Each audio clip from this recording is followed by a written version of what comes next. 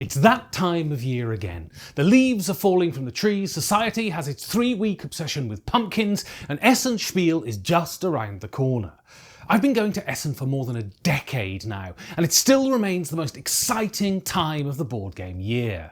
Essen is truly the centre of the world when it comes to board games. All of your favourite designers are there, publishers from around the world congregate in the most bang average city imaginable, and over 1,000 games are released. Now, trawling through that almost endless list of games can be daunting. Well, thank fuck I'm here to do that trawling for you. Here are 5 games that I'm hugely excited about for Essen. Also, if you're a fan of this level of trawling and you see me at Essen walking around the halls, you could always buy me a pint. Also, tell me in the comments what games you're looking forward to. Right, let's get to it. Ants, Cranio Creations.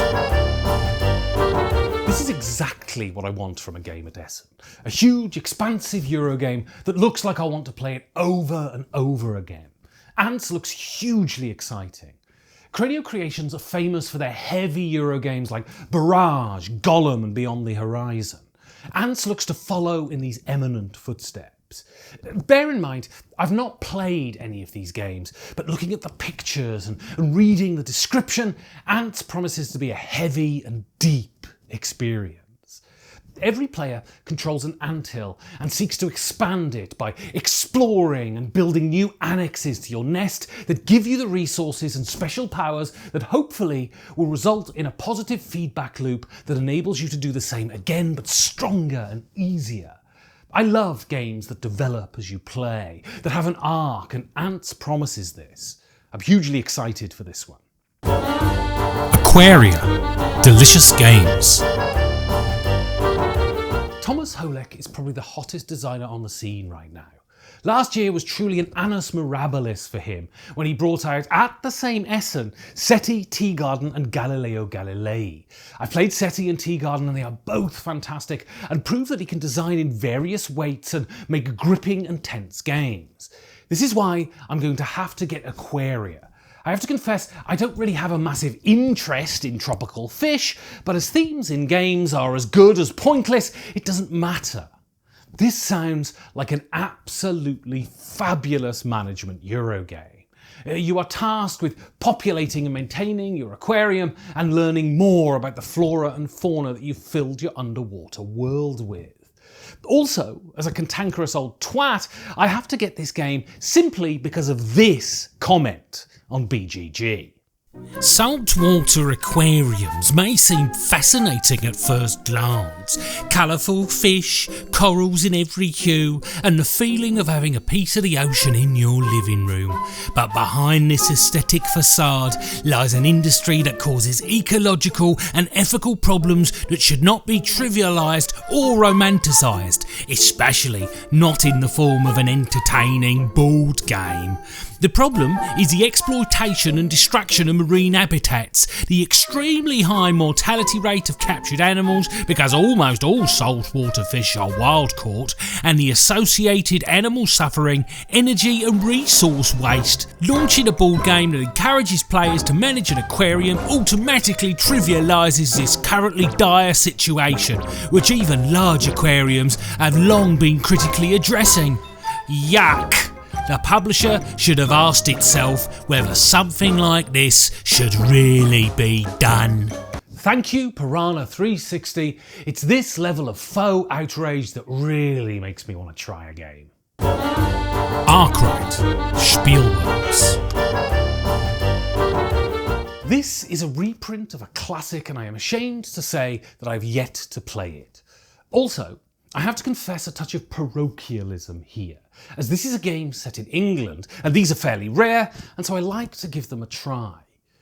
This is one of those games that is so far out of my wheelhouse theme-wise that the acquisition of shares and the management of manufacturing is truly like fantasy to me. I sit at a keyboard and type bollocks for very little money, so the world of Arkwright might as well be Tolkien for all I know. This is the kind of beige-heavy Euro that I absolutely delight in. The goal of this game is to have the highest value of shares at the end, and I'm sure that this will result in a brain-burning game of cutthroat capitalism. I'm not sure that rapacious capitalism is a very good way to run a country, but as a theme in a board game, it's absolutely fantastic. I will never get the chance to merge, acquire, or take over in real life. I'm just happy that games like Arkwright give me the opportunity to do it on my tabletop. This is a gap in my gaming knowledge that I will have to fill this year at Essen.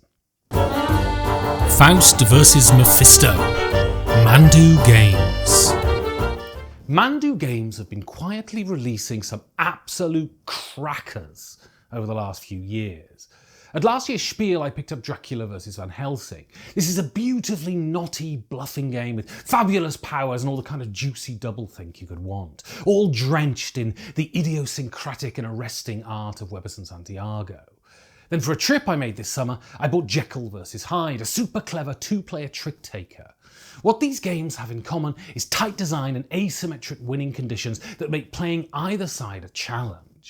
I hope that this will be the same with Faust vs Mephisto. This is a trick taker where, if you're playing as Faust, you have to avoid winning all or none of a certain colour to prevent the agent of Satan stealing your soul. This is one of those trick takers where one player has to go on the offensive and the other has to sit back and try and wait it out.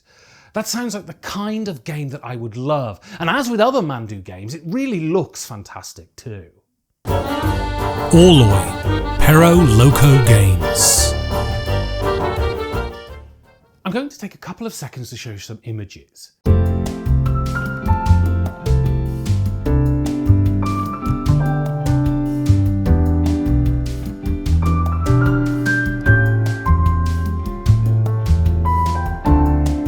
Bloody hell, look at that. I mean, I always go on about how art isn't important and games are mechanical art forms, but bloody hell, look at that. This looks like it'll be the most attractive game at Essen this year. This should not be important, but unfortunately it is.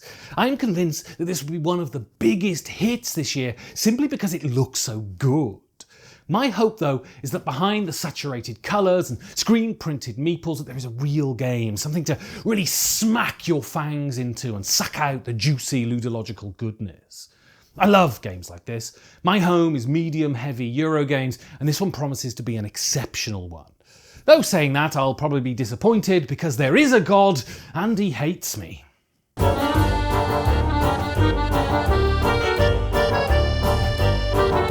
Look, there's far too many games on my Essen must-have list that I'll have to do another video. In the meantime, thank you for watching. If you want to join the best Discord in gaming, follow the link below. And if you want to call me a twat, write some comments below. And if you want to help these videos get made, like these lovely people, go to patreon.com and back 5G4D.